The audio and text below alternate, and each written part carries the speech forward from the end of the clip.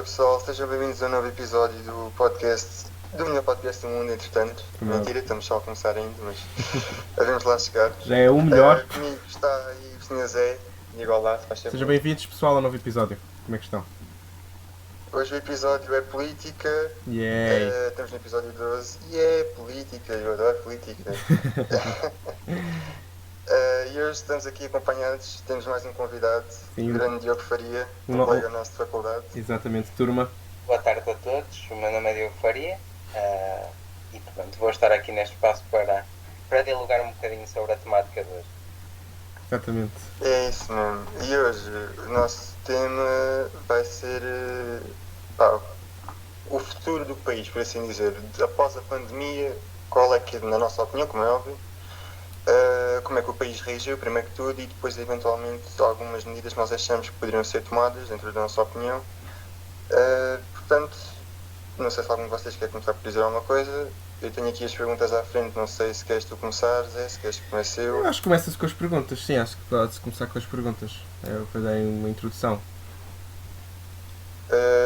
A primeira pergunta que eu vos tenho para fazer é na vossa opinião, e se calhar começo pelo Diogo, que é o convidado.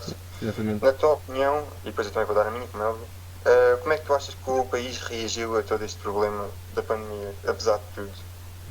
Certo.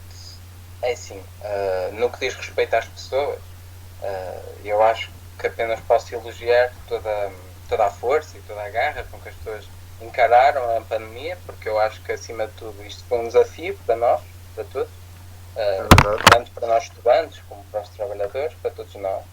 E é assim, é lógico que depois de tantos meses começa-se a ver cada vez mais que as pessoas começam a ficar exaustas de ficar tanto tempo em casa, tanta inércia. Sim. E isto às vezes traz problemas, não é? Muitas vezes as pessoas cometem certos deslizes, reduzem o seu nível de preocupação. No entanto, acho que mesmo assim, todos nós sabemos que somos um povo que ao longo das últimas décadas tem tido muitas calamidades e adversidades, e este é só mais um obstáculo que certamente iremos ultrapassar num relativamente curto espaço de tempo.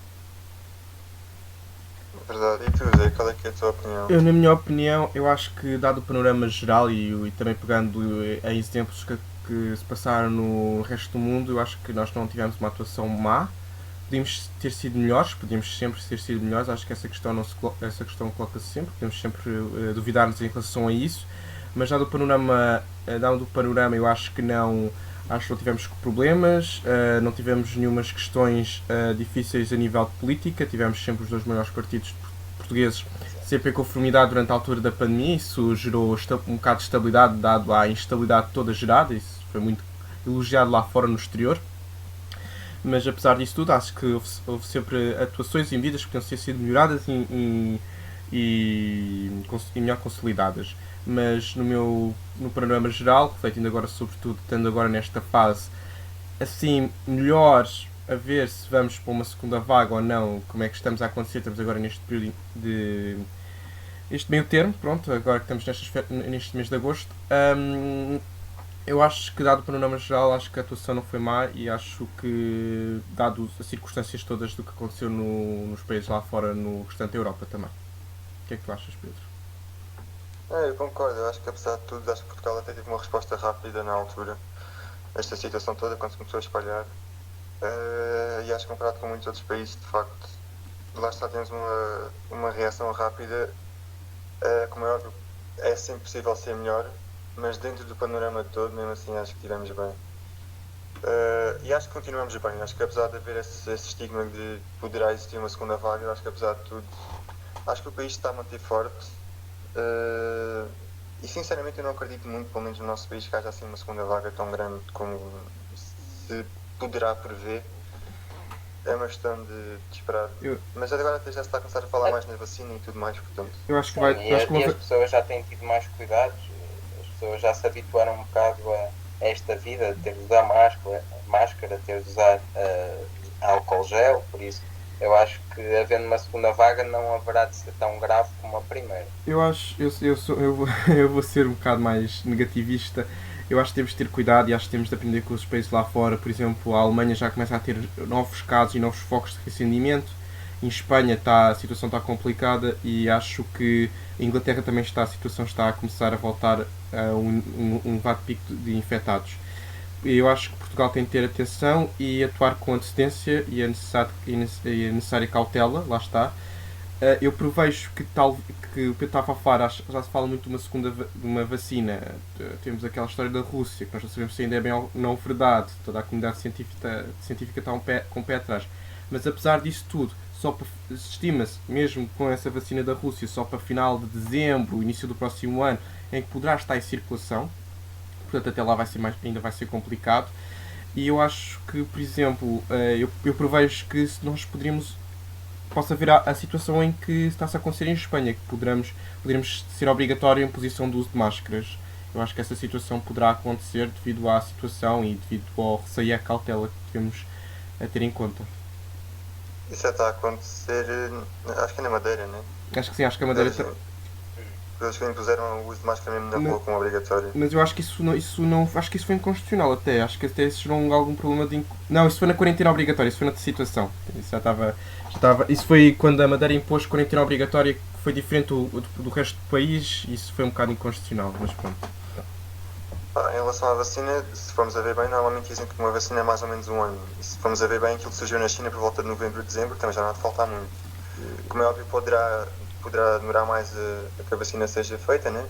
Sim. Mas como já se tem andado a falar mais agora no assunto, pode ser que não estejamos longe de encontrar a solução.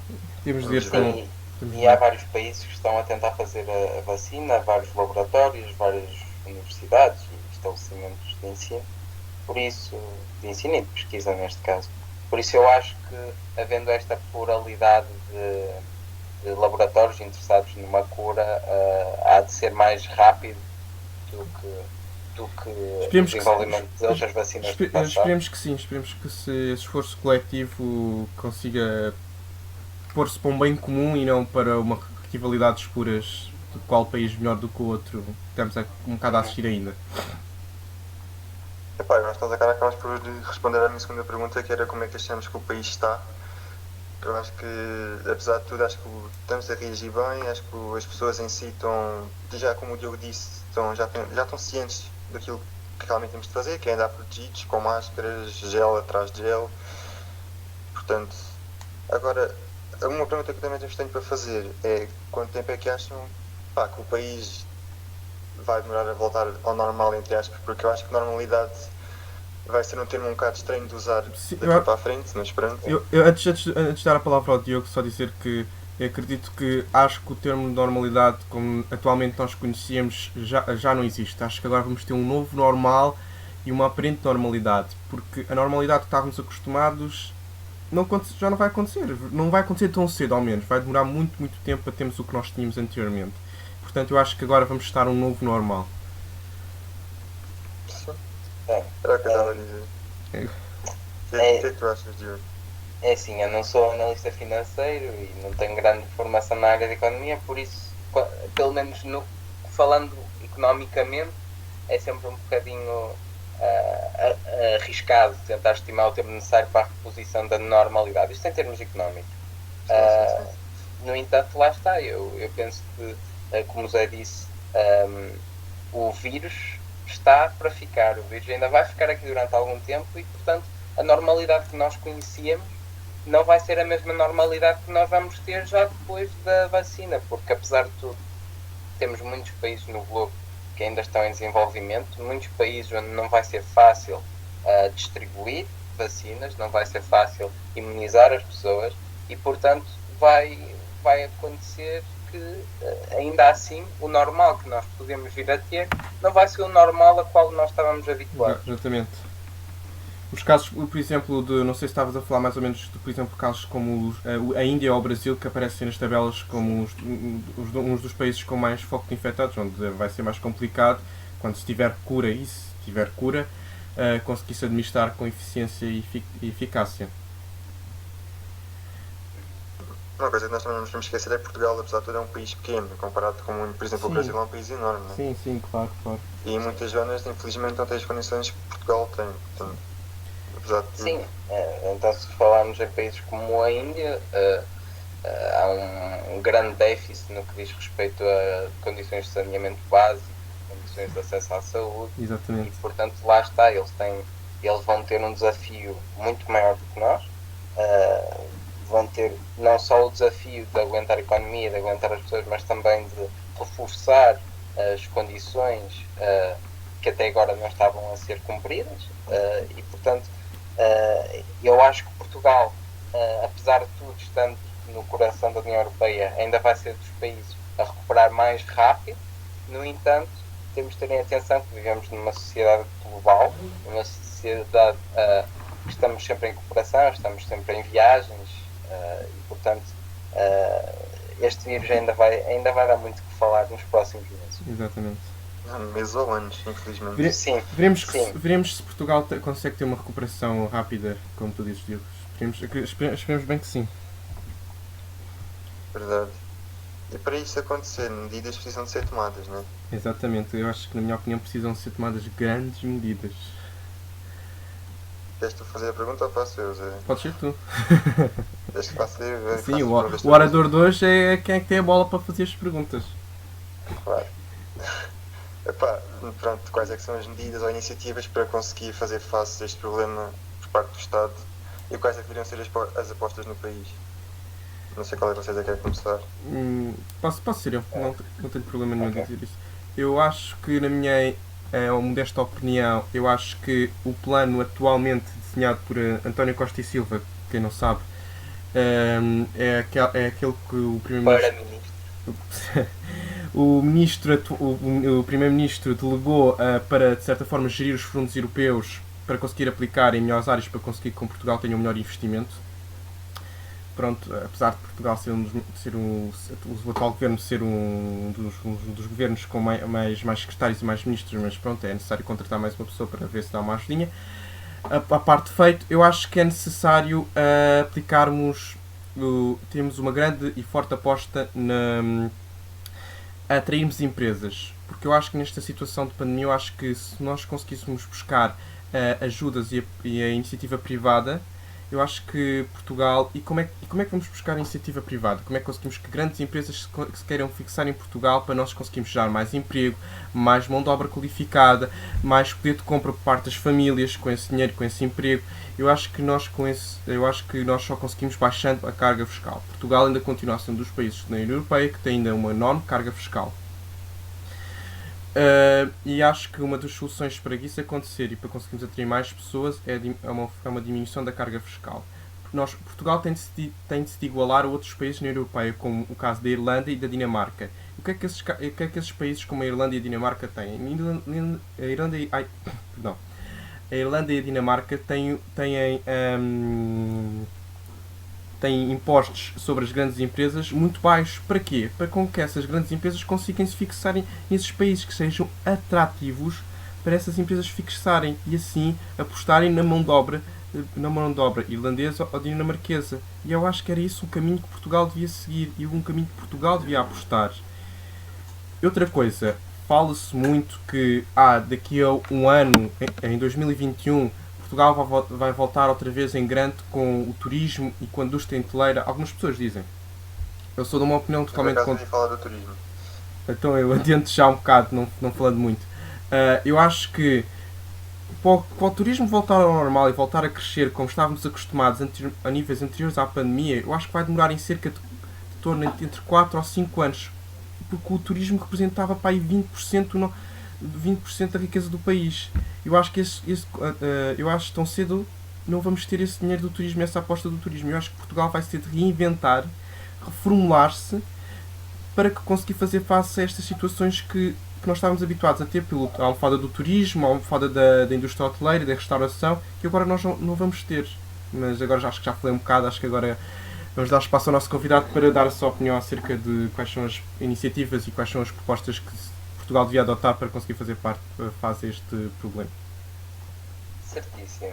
Bem, eu, ao contrário do Zé, acredito que não se tratará de uma questão de baixar carga fiscal, porque neste momento o baixar carga ou não baixar carga adianta de pouco, porque as pessoas não estão preocupadas em investir neste momento, quer as grandes empresas, quer as micro, pequenas, médias empresas, nenhuma está interessada em expandir os seus mercados. Neste momento eu acho que as empresas estão todas com um mindset de contenção de riscos. E não só isso, como também a questão de, na minha opinião, ser insustentável baixar impostos da mesma forma que a Irlanda ou que a Dinamarca, como o José menciona, no sentido em que estas criações de paraísos fiscais dentro da União Europeia são insustentáveis. Porquê? Porque, no meu entender, isto é um abuso do mercado livre europeu. E é um abuso que é insustentável no sentido em que é impossível fazermos tudo isso. E, portanto, eu acho que a União Europeia tem que ter um papel forte em evitar paraísos fiscais e Portugal não deve apostar nesse sentido. Portugal deve, pelo contrário, apostar, no meu entender, em medidas que seguem a teoria económica keynesiana, ou seja, numa altura em que as pessoas e as empresas passam por dificuldades económicas, é mais que natural que tenha de existir um reforçado investimento do Estado nos diversos setores económicos e sociais, de modo a fomentar o dinamismo económico. A pandemia veio a salientar a necessidade que nós temos de investir no setor público para evitar que uma próxima pandemia tenha efeitos tão grandes como esta teve no nosso dia-a-dia. E aqui eu acho que é importante também reforçar o papel do SNS, porque se o SNS não funcionar, a economia morre. A economia está dependente, essencialmente, de um bom sistema de saúde e de um bom sistema de educação. São duas coisas sem as quais se constrói uma boa economia. Sem educação e sem saúde é impossível. E o SNS salvaguardou as condições de saúde universais gratuitas que dignificam todos aqueles que têm Portugal como a sua casa. E veio denunciar a extrema necessidade de investir nesse sistema, que caso tal não tivesse acontecido no decorrer das últimas legislaturas, podia fazer com que estivéssemos hoje a viver num Portugal muito mais afetado pela crise epidémica, não só a nível de contágio, mas acima de tudo no que diz respeito à taxa de letalidade do coronavírus, que certamente não teria criado bons efeitos económicos na economia. Eu acho que o que tiveste agora a dizer dos paraísos fiscais na Europa, eu acho que eu não sei se sou eu que acho um bocado estranho, porque os portugueses pagam uma enorme carga fiscal pela qualidade dos serviços que eles têm ser cada vez menor. Portanto, eu acho que eu pago os impostos que eu pago ao Estado é depois devolvido em serviços com má qualidade face ao dinheiro que eu dou ao Estado através dos meus impostos. Portanto, eu acho mais que certo e mais que normal, se esses serviços não são garantidos, ter a necessidade de pagar menos. Nós temos serviços como na Irlanda ou na Dinamarca, que se calhar paguemos mais e o nível de vida é mais sustentado e em troca é-nos atribuído serviços serviços melhores do que é-nos dado em Portugal.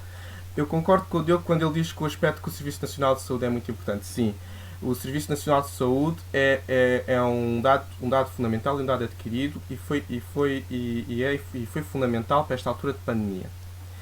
E acho também necessário haver uma aposta crescente no Serviço Nacional de Saúde para contratar mais pessoas e reformarmos certos determinados postos de saúde. Tivemos casos de hospitais em que situações como a Amadora Sintra, que estiveram insustentáveis, tiveram de estar a desviar doentes para hospitais de Santarém, por exemplo. Eu acho que é necessário ajudarmos e reformularmos certos e determinados hospitais. Isso também passará por uma gestão diferente, que na minha opinião acho que não está a ser feita da melhor forma nos hospitais. E outra coisa que foi dita, que entretanto eu não... Entretanto, boa. Sim. Consegues, já. Sim, que eu não me lembro. Boa. Estás bem, então. Está bem, é um problema de memória, sim. Pronto, em relação a isso, eu não tenho muita opinião formada nisso que vocês acabaram de dizer. Eu acho que sim, que serve, como é óbvio, investir muito a nível de saúde e a nível de educação. Acho que são dois setores bastante importantes, em especial da saúde, porque pronto, eu tendo a minha meia profissão que tenho, percebo melhor a parte da saúde. Eu também é que tenho profissão, se estás para as pessoas aqui de casa, para as pessoas que estamos a ouvir e saberem. A minha mãe é enfermeira. Sim.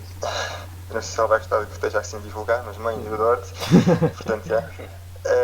Mas tipo, eu vejo muito o que ela acaba por passar, tanto a nível de hospitais, de emprego, que é um setor muito complicado e muitas vezes não é recompensado. E de facto eu acho que havia de haver uma evolução nesse aspecto.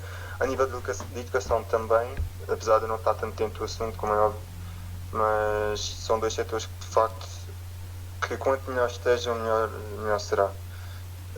Agora, o que eu queria tocar em relação ao turismo, que para mim era uma das medidas que ia ser tomada e ia ser uma das apostas do país, porque apesar de tudo eu acho que Portugal, inicialmente nesta altura agora de férias, como é óbvio este ano levámos um grande abalão, porque as pessoas não voltam de férias, como é óbvio, e ainda bem, que estejam seguras, que é o mais importante, e não se arrisquem, mas acho que Portugal, apesar de tudo, é um país que devia investir muito nisso. Porquê? Porque Portugal sempre foi conhecido exatamente por isso, pelo Algarve, pelas praias, por investimento nessa altura do ano. Como é óbvio que eu acho que o país devia investir mais quando voltarmos àquela mínima normalidade. Acho que o país de facto devia voltar a apostar nisso, como juntar se calhar o turismo com a cultura e beneficiar de atividades, de maneira a gerar dinheiro. Sim. Acho que seria uma aposta interessante por parte do país, porque Portugal, tudo bem que é mais no verão, mas no inverno também podemos observar muitos turistas na zona de Lisboa. Sim. Há tanta coisa para visitar, tanto museu, tanta praia no verão, tanto, sei lá. Acho que Portugal podia investir e seria uma maneira de recuperar nesse aspecto. Eu concordo em muito o que estás a dizer, mas antes de falar do turismo eu lembrei-me agora o que é que eu ia dizer. A memória está tramada. Rewind. Antes de falarmos do turismo, quando o Diogo afirmou que é necessário que o Estado ajude a fomentar aquela aposta no Estado social. Eu compreendo muito o que o Diogo está a dizer e percebo. Só que há um problema fundamental. Se queremos continuar com o modelo de Estado Social que nós temos agora, temos de conseguir dinheiro para alimentar esse Estado Social. Porque o Estado Social consome muito dinheiro. E para isso temos de conseguir dar dinheiro com aposta em empresas, em interatividade, para que as empresas fixem em Portugal. Porque o Diogo disse assim, agora as empresas estão em situação de risco, não se querem estar a fazer movimentos arriscados. Tudo bem, então vamos dar iniciativas, olha, vão para Portugal, venham para Portugal, pagam muito menos do que estão a pagar agora no país onde estão, têm ajudas, têm isto, e as empresas vão olhar, está bem, está certo, temos uma situação disto, mas se calhar ficamos mais baratos e se calhar poupamos mais se fixarmos em Portugal, porque poupamos mais dinheiro e conseguimos talvez fazer face à situação de pandemia. Temos empresas instaladas em Portugal, temos pessoas a descontarem mais e dar mais dinheiro para os cofres do Estado e assim estamos a conseguir que o Estado fique com mais dinheiro para investir, nomeadamente, por exemplo, naquilo que o Diogo estava a falar, no Sistema Nacional de Saúde. Pronto, agora fechando agora a parte em que eu estava a dizer, não sei se o Diogo quer dizer alguma coisa em relação ao que eu disse agora. Se me permitisses adicionar. Força. E é só contrariar com o seguinte facto, os incentivos também custam dinheiro ao Estado, não é só o Estado Social que suga os cofres do Estado. Está bem, mas isso estás a ver o curto prazo. A longo prazo tu vais ver que esses incentivos, depois de serem bem aplicados, vão retornar e vão dar 20 vezes mais do que os incentivos que foram dados inicialmente. Isso é a visão a curto prazo. Não necessariamente. Não? Uma pessoa que tenha boas condições de saúde, de educação, uma pessoa que tenha uma boa habitação, vai ter um salário disponível, ou melhor, ao fim do mês vai ter mais dinheiro disponível, que vai permitir que venha a consumir mais. E este consumo, ele só, também é um incentivo à economia. Porquê? Porque as pessoas, tendo melhores condições, vão ter que gastar menos dinheiro da garantia dessas condições no setor privado. E, portanto, tendo mais dinheiro disponível, vão gastar em mais bens de consumo, em férias. E para ter mais dinheiro disponível têm de ter um bom salário e para isso têm de estar inscritos numa boa empresa que dê boas condições para oferirem esse bom salário. O que em Portugal temos é que boas parte das pessoas ainda vivem, boa parte, com o salário mínimo. Pronto, em situação de salário mínimo nacional. Porque se calhar não temos tão boas empresas no país que apostem em mão de obra qualificada. Certo, mas o que acontece muitas vezes é, nós temos de perceber que não é só uma questão de ter um emprego. O emprego tem de ser um bom emprego. Sim, tem de ser um bom emprego. E para isso temos de ter boas empresas. As grandes empresas, muitas vezes, querem as melhores condições custe o que custar. Se o custo tiver de passar para o trabalhador, tem de passar para o trabalhador. E eu não quero entrar num ponto de vista extremista, nem nada.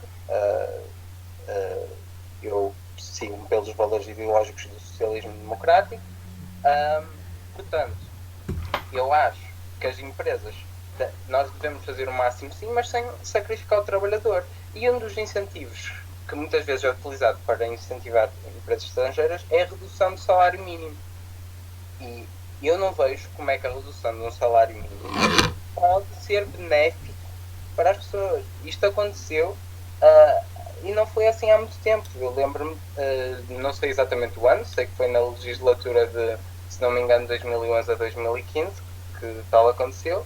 E o que acontece muitas vezes é que estas medidas laissez-faire, liberais, acabam muitas vezes por prejudicar o trabalhador, por muito que possam reduzir as taxas de desemprego, o que é uma coisa positiva, isso não está em questão, acabam muitas vezes por prejudicar o trabalhador. Então, e muitas vezes estas medidas acabam por ser uma espiral decadente que, se fossem adotadas por todos os países da União Europeia, acaba por ser uma liga dos últimos, ver quem consegue dar melhores condições, e no final do dia o que nós temos é uma Europa desgastada, onde não há um único trabalhador em boas condições.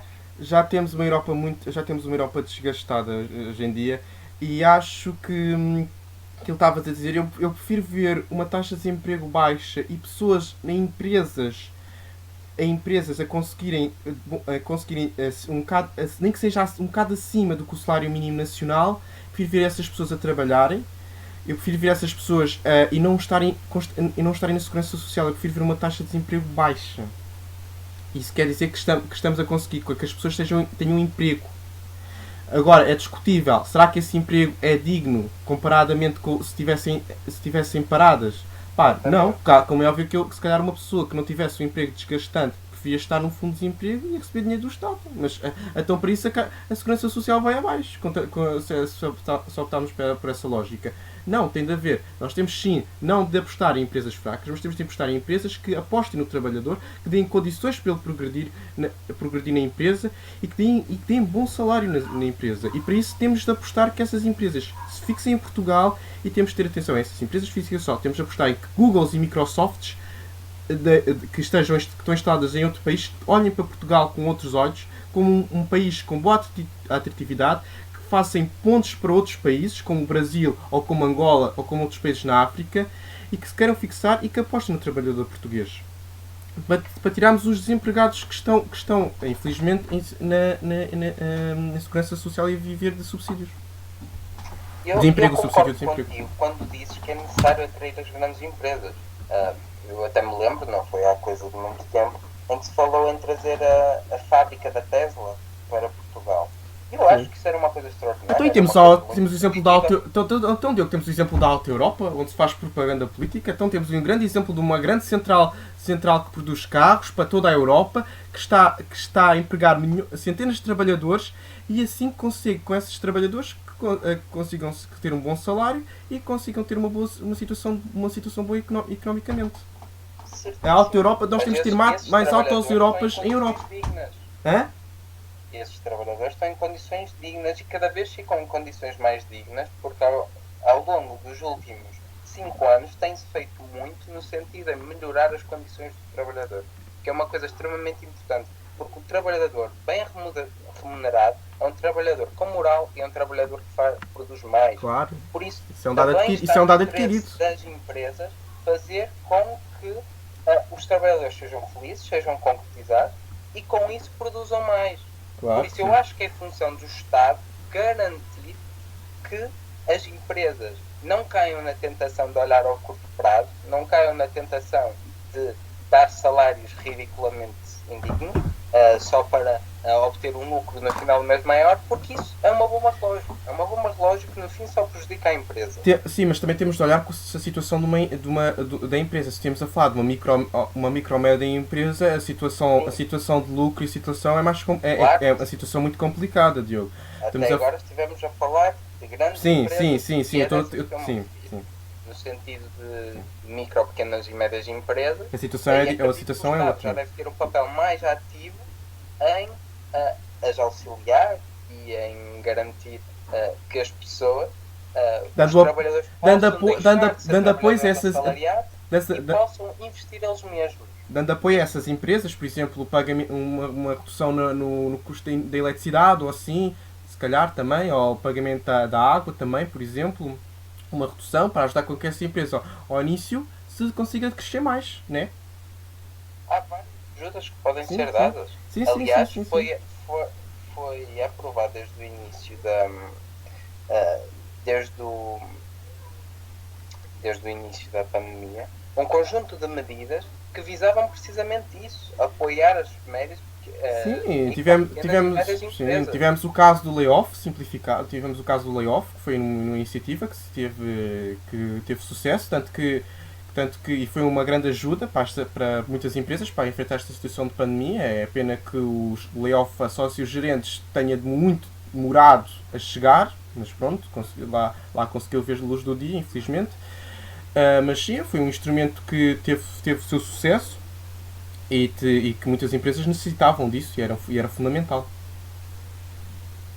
Sim, às vezes é necessário desburocratizar, especialmente quando falamos das pequenas empresas. Sim, sim, Não, sim. sim. não podemos cair no populismo de achar, e aí vou-me demarcar de muitos defensores de políticas como as que eu defendo, mas que muitas vezes tomam uma perspectiva de os patrões têm rendimentos ilimitados, o que não é verdade. Muitas vezes o que acontece é que as pequenas empresas, as microempresas, têm diversas dificuldades em pagar os salários dos trabalhadores. Exatamente. No entanto, eu acho que uma empresa, se não consegue dar condições dignas aos trabalhadores, é porque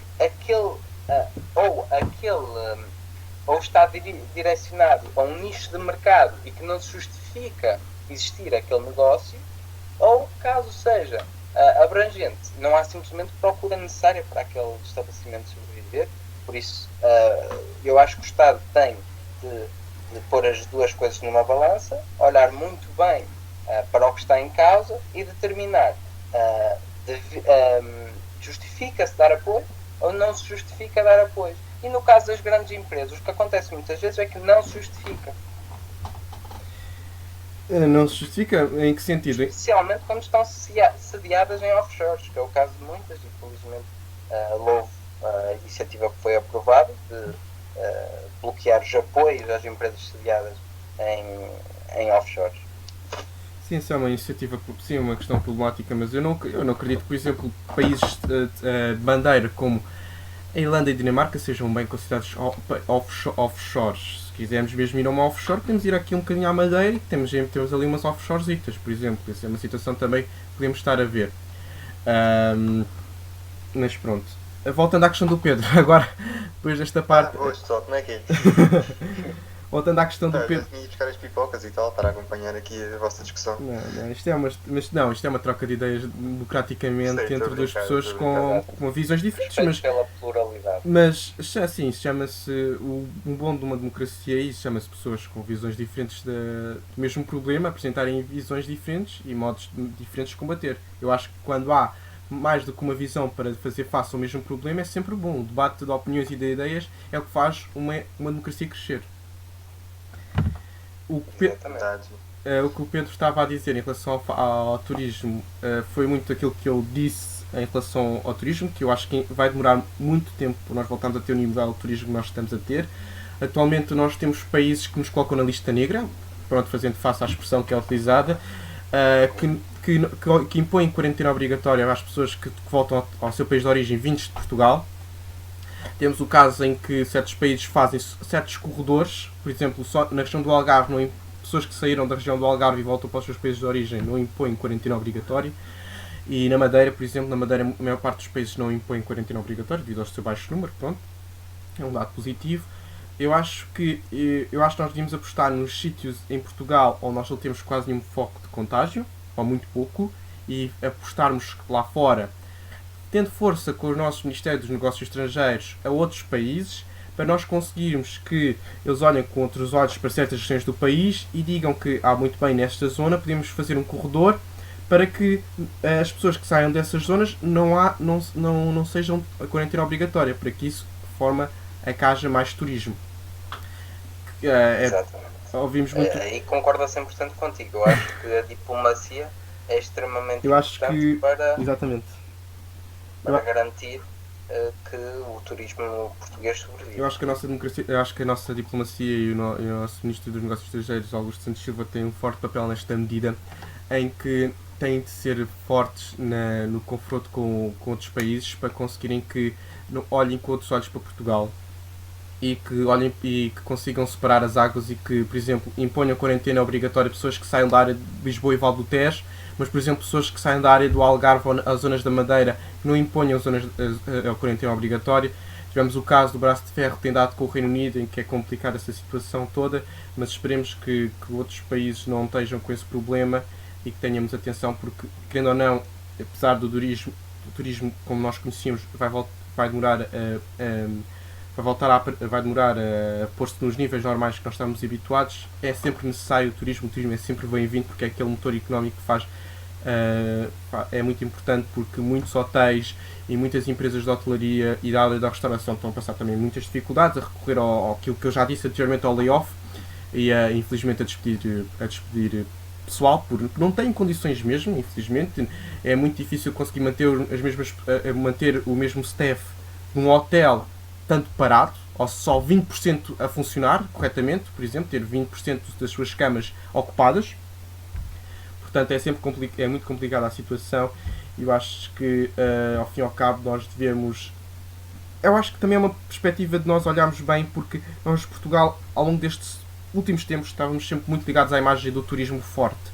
Eu acho que é uma altura agora para nós começarmos a olhar para outros olhos e a apostarmos em outras áreas como na indústria, para conseguirmos fazer face a este problema, porque o turismo vai demorar a voltar e, portanto, eu acredito que uma aposta hoje no turismo não é uma aposta muito aconselhável, porque vai demorar a voltar. Eu digo agora porque estamos em época de pandemia, não digo agora, estou a dizer tipo para o futuro, acho que era uma maneira do país a recuperar, porque imagina, apesar de tudo, Portugal é um dos países, pelo que eu tenho visto, que a nível de pandemia teve uma recuperação boa, reagiu rápido e é um país até bastante seguro. Imagina, sendo um país seguro e tendo nós a característica do turismo que temos, Sim. que Portugal é conhecido também pelo turismo, Sim. eu acho que quando as pessoas começarem a poder estar mais livres e a poder viajar e tudo, e a vir passar férias, eu acho que Portugal deve investir nisso, porque sendo um país até seguro, Sim. e se continuarmos com esta segurança toda que temos mantido até agora, não é óbvio rezar para que nada pior, Sim. Eu acho que muito do foco da população mundial, Portugal poderá ser um dos focos onde as pessoas mais quererão viajar. Portanto, eu acho que Portugal podia investir, não digo agora neste preciso momento, como é óbvio, Sim. porque como é óbvio não, né? Mas eu acho que daqui, eventualmente já existir vacina para o ano, ou daqui a 2 anos, eu acho que Portugal poderia investir. E eu vi uma notícia que, pronto, devido à quebra do turismo, o Algarve foi onde se sentiu mais o desemprego, de forma drástica, e não sei se vocês ouviram, quase certeza que ouviram falar sobre a ajuda da União Europeia e do Fundo de Recuperação. Sim. E eu vi que para os próximos 7 anos, pronto, a União Europeia deu esse dinheiro e 300 milhões serão destinados mesmo à região do Algarve devido ao turismo. Portanto, não sei, eu, na minha opinião, eu acho que Portugal poderia investir bastante, não digo como é óbvio agora, mais uma vez, mas sim daqui a 1 ou 2 anos, quando estivermos mais recuperados, eu acho que Portugal poderá ir buscar bastante lucro aí. Só dizer uma coisa rápida, deixar o Diogo falar. Eu acho que não devia ser agora das nossas prioridades. A aposta no turismo, eu acho que só daqui a 4 ou 5 anos é que valeria a pena voltarmos a falar numa aposta forte outra vez no turismo. Eu acho que sim, devemos continuar a mantermos no turismo. Eu não estou a dizer agora acaba-se com o turismo em Portugal, nada disso.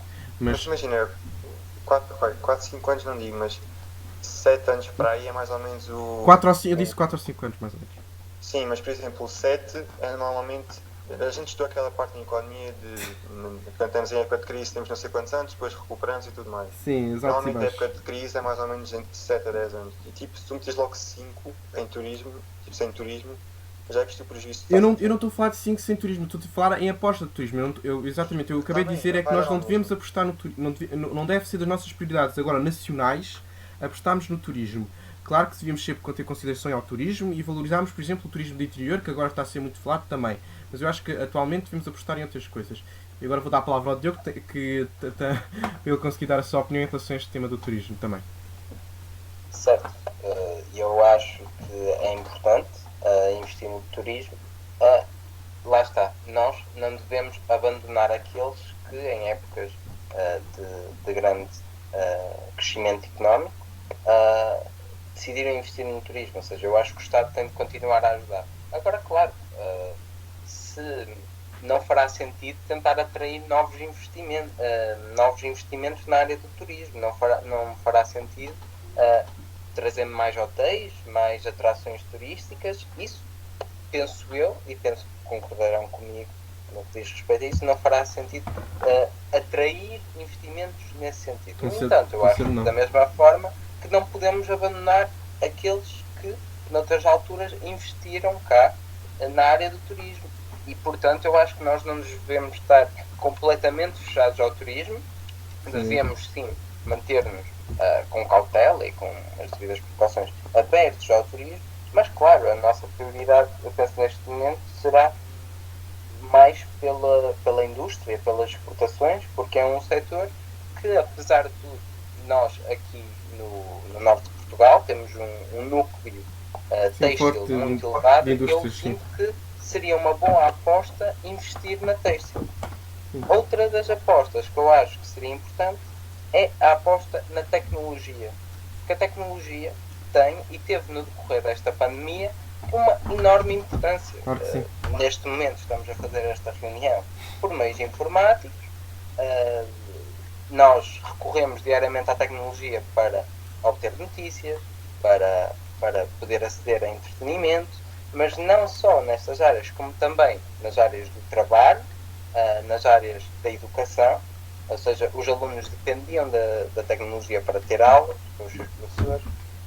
Muita gente dependeu do teletrabalho para continuar a trabalhar em casa, sem pôr mais pessoas em risco ao deslocar-se fisicamente para o seu trabalho. E como vivemos num país moderno, desenvolvido no coração europeu da inovação tecnológica, não é possível adotar posturas reacionárias e retrógradas no que diz respeito às novas soluções para os problemas que sempre existiram, mas que agora se fazem notar mais. Sim, ficaram mais acentuados, sim. Sim, claro que sim. E aqui, em que é que eu queria falar? Queria falar na suspensão do programa Escolas, porque vocês certamente ainda foram dessa época. Eu não sei o vosso ano de nascimento, mas vocês ainda devem ter apanhado o Escolas. Tiveram Magalhães, vocês? Sim, tivemos. Isso foi bem falado na altura. Certo. Bem, vou falar por mim, mas foi possivelmente o programa que me permitiu um grande desenvolvimento pessoal, não só a nível tecnológico, mas também a nível cultural e lúdico, porque até aquele momento eu tinha um computador bastante antigo, bastante mais velho do que eu. A internet também não era a melhor, então sempre que eu queria ir à internet, pesquisar qualquer coisa, sempre que eu queria jogar com amigos, era o Magalhães. Sem o Magalhães eu nunca tinha tido hipótese de fazer isso. O que é que eu quero dizer com isto? Quero dizer que este investimento que foi retirado na área das tecnologias teria facilitado muito, mas mesmo muito, no que diz respeito a preservar as condições educativas das crianças. Eu acho que é importante nós não hipotecarmos o futuro daqueles que são o futuro da nação. E, portanto, nós devemos apostar na tecnologia como um meio alternativo de garantir que todos têm acesso à educação. Sim. Porque a educação em si também é um grande impulsionador da economia. Pessoas educadas, pessoas com backgrounds académicos, conseguem gerar mais riqueza do que os trabalhadores não qualificados. Por isso, o objetivo deve ser qualificar o máximo de trabalhadores possíveis, e a tecnologia, neste momento, tem um grande papel nesse respeito. Eu concordo com muito o que estás a dizer, Diogo. Eu acho que sim, deveríamos dar, pegando no exemplo dos Magalhães, há as pessoas que não têm mesmo computadores, Eu acho que foi um bocado a situação que aconteceu atualmente, foi o que aconteceu com as aulas online neste período de pandemia. Muitas pessoas não tiveram computador e, portanto, houve um grande apoio por parte dos municípios e propriamente do governo de disponibilizarem computador, disponibilizarem internet também para as pessoas também, e também anónimos também contribuíram para muitas crianças terem computadores. Eu acho que sim, devia-se dar às pessoas que necessitam muito mesmo. E outra aposta que Portugal devia ter, que eu acho que é muito importante, eu acho que é uma aposta forte na ferrovia. Eu acho que Portugal devia ser uma das suas prioridades, uma forte aposta na ferrovia. Formulámos boa parte da nossa ferrovia, não andámos a comprar ferro velho à Espanha, como é que se tem feito dizer que foi uma bela compra, como o ministro Pedro Nuno Santos andou a fazer, tem as infraestruturas. E por um lado também, eu vou explicar aqui às pessoas que não estão muito ligadas a esta parte agora, fazemos uma transição para a bitola ibérica para uma bitola europeia. O que é isto que eu estou a dizer? Para as pessoas que não sabem. O Diogo acho que também já ouviu falar, também sabe o que eu estou a falar. A distância entre os... Sim, basicamente isto tem a ver com... Como é que explicar? Com a cúpula da carruagem. Acho que... corrija-me se eu também não estiver a dizer bem, que eu não sei muito bem explicar também esta parte. Tem a ver com a cúpula da carruagem. Nós temos um modelo que é a bitola ibérica, que é entre Portugal e Espanha, e quando outros países na Europa já têm todas a mesma bitola, que é a bitola europeia. E isso dificulta outros comboios de outras partes da União Europeia irem a Portugal, porque aquilo raspa nas estações, causa um bocado complicado, porque nós temos as estações... Nem conseguem entrar. Nem conseguem entrar. Os têm de fazer a adaptação a entrar na Península Ibérica neste momento. Sim, eu acho que isso é muito mau, porque eu acho que nesta altura do campeonato já devíamos ter Portugal ligado ao restante da Europa. Tipo, já devíamos estar a receber comboios de França, Alemanha, de todos os lados. Eu acho que se devia ser uma forte aposta. Tanto que uma agência ligada à ferrovia portuguesa já fez queixa à União Europeia sobre Portugal, sobre os seus constantes atrasos, que eu vi agora recentemente, sobre os seus constantes atrasos a adaptarem a bitola ibérica para a bitola europeia. E eu acho que é uma coisa que é necessária, fundamental, e espero ver com o dinheiro da União Europeia, a tal bazuca que o Primeiro-Ministro gosta de falar, a tal bazuca da União Europeia, apostarem, ter uma forte aposta na ferrovia para que Portugal seja bem ligado por uma rede enorme de ferrovia e com isso ligue-se ao restante da Europa. Exato, aí vou concordar contigo a 100%. Eu acho que a ferrovia é um investimento não só rentável como necessário. Eu acho isso. É necessário termos uma ferrovia para garantir não só a mobilidade das pessoas, mas também o desenvolvimento económico das várias regiões que por estas acabam por se desenvolver mais. Exatamente. A facilidade do acesso. Facilitam-se os acessos, mais pessoas têm. Exato, facilitam-se os acessos, mais rotas, mais empresas interessadas em instalar-se em zonas que se calhar antes tinham os acessos mais dificultados. Mais pessoas mais pessoas fazem o seu comércio à volta da zona. E isso lá está, uma coisa leva a outra, e neste caso temos mais investimento, sim. Eu acho que... Exato. E tanto que até se fala agora, e é um grande plano, construir já uma linha de alta velocidade entre Lisboa e Madrid, e essa sim, à partida, a ser construída com os fundos, será já feita em bitola europeia, ou seja, sendo-se aqui um esforço de integração europeia, um esforço de garantir que ao longo do tempo iremos cada vez obter uma Europa mais coesa, mais unida, mais interligada entre si, mas também em termos de carris. Exatamente. Eu concordo com vocês os dois, tanto quando o Diogo falou da parte da tecnologia como agora da ferrovia. Eu concordo com vocês os dois, acho que são coisas que devem ser investidas. Não sei se mais algum de vocês tem alguma coisa a dizer. Eu tenho uma coisa a dizer, que eu acho que é necessário fazer grandes reformas, grandes mesmo. Eu sei que eu sei que para muita gente isso que está lá tem o poder, não vê que dê muitos votos a curto prazo, mas a longo prazo é muito bom e é necessário para o país, é fundamental. Grandes reformas, neste caso na área dos serviços, na saúde, na educação, para fazer face a esta situação de pandemia.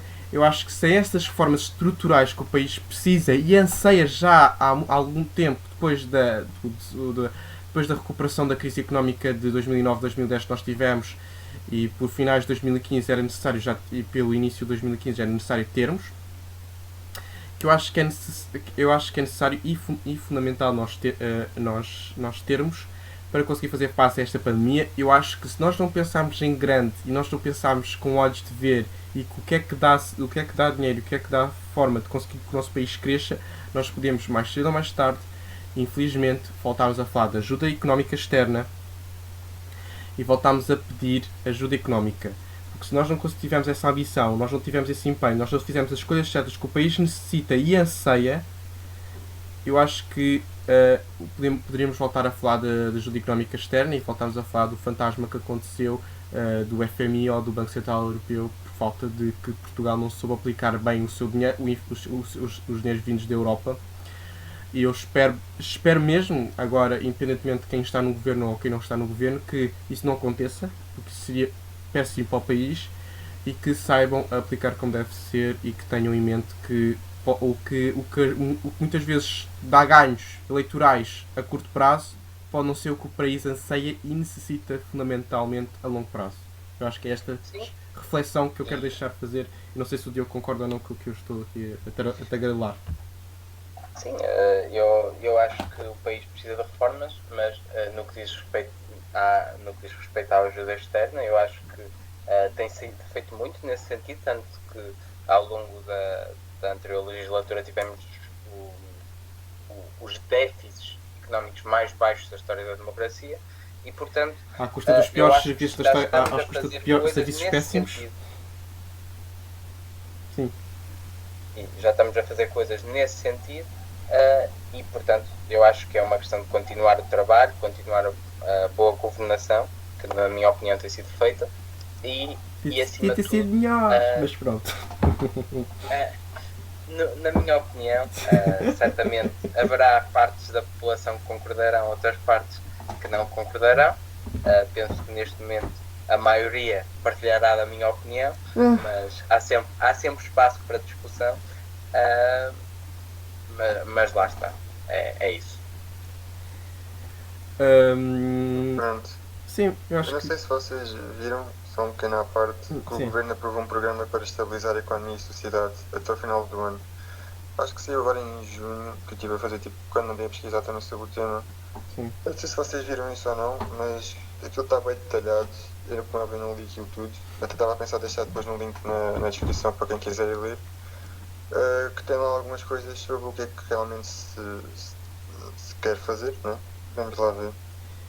Sim, lá está, e depois dentro deste problema, depois desta situação temos outros problemas fortes que vão dar que falar, a situação da pandemia e a situação de reestruturação, como é o caso, por exemplo, da TAP ou do Novo Banco, que poderá ser aso a futuros episódios do nosso podcast também, que também são temas que querendo ou não mexem com um bocado com a economia nacional e também com a questão do país, também, mais a TAP do que o Novo Banco, mas também uma coisa puxa pela outra. Eu acho que é tudo, né, Pedro? Eu acho que espero que o nosso convidado tenha gostado. Gostei e agradeço bastante o convite. E nós agradecemos por teres aceito. O prazer é todo meu e aproveito também para fazer um elogio que não fiz no início, que gostava muito de elogiar a vossa iniciativa, porque eu acho que estas iniciativas, especialmente quando partem de jovens como nós, têm mais potencial de reafirmar a importância dos jovens na política nacional e acabam por fomentar a cidadania, estimulam o interesse pela política, não só a nível autárquico e nacional, mas também a nível europeu, também internacional. Políticas europeias. Sim, exato. E pronto, também tenho a elogiar o respeito pela pluralidade democrática e as ideias estão para ser debatidas e discutidas, como aconteceu hoje. Exatamente. E deixo o meu apoio a que mais jovens democratas de todo o espectro político possam ser convidados a vir a este espaço político, discutir as suas ideias, posições ideológicas. E nós agradecemos muito, Diogo, pelo convite e eu acho que, Pedro, podemos dizer que... O convite não, por ter aceito o convite. Sim, não, espera, não deixaste acabar. Que futuramente, para futuros episódios, podemos convidar também para futuros episódios também, se estiveres interessado também, gostaríamos muito. Claro que sim. Pronto. Eu acho que é tudo. Agora falta aquela parte interessantíssima do Pedro, da propaganda. Pedro? Aquela parte em que o pessoal já está tipo, a sair do vídeo, já ninguém quer saber. Mas pronto, é Que é fundamental. basicamente, pessoal, vão seguir as nossas redes sociais.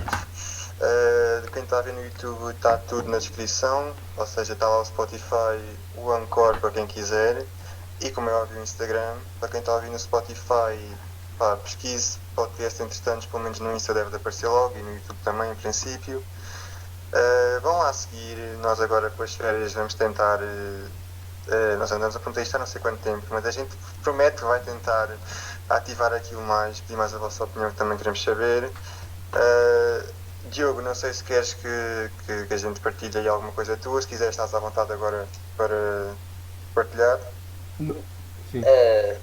Posso deixar o convite para seguirem as páginas de Instagram da Juventude Socialista, para terem uma ideia de quais são as nossas ideias, as nossas ideias de esquerda, que nós tanto partilhamos e temos como nossas medalhas, e portanto faço esse convite para seguirem a nossa página de Instagram, para, lá está, para poderem descobrir quais as nossas posições e verem se eventualmente se podem identificar ou não com elas. Se concordam ou não concordam, e se não concordam e não concordarem Para que porquê. mais tarde possam vir a este podcast debater também. Exato. E sejam cidadãos mais bem informados e que tenham uma opinião mais fundamental, pronto, para a altura, Exatamente. por exemplo, de votarem ou assim, conseguirem fazer uma escolha mais tranquila e mais bem informada. É sempre, acho que é o fundamental sempre termos deste discurso e temos episódios como estes de política, para conseguirmos que mais pessoas tenham noção dos problemas, que tenham uma noção das soluções e das diferentes soluções também, e que façam pessoas mais informadas esclarecerem-se. Política do jovem. Exatamente. Então pronto. Exatamente. Chegou à parte, a minha parte de despedida. Vou despedir-me a mim, depois o Diogo convidado, e depois passo ao Pedro, que foi a última pessoa que apresentou o episódio. Da minha parte é tudo, espero que tenham gostado. Qualquer coisa que não gostaram ou alguma dúvida que tiveram, disponham nas nossas redes sociais, que depois nós temos todo o à disposição para esclarecer. Da minha parte é tudo, espero que tenham gostado. Até ao próximo episódio. Diogo?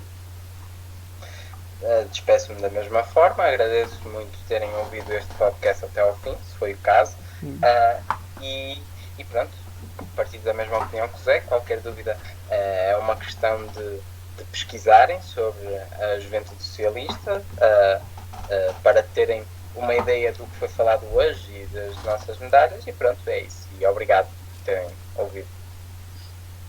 E obrigado nós, Diogo, mais uma vez por teres aceito o convite para estar aqui connosco. Muito obrigado, Diogo.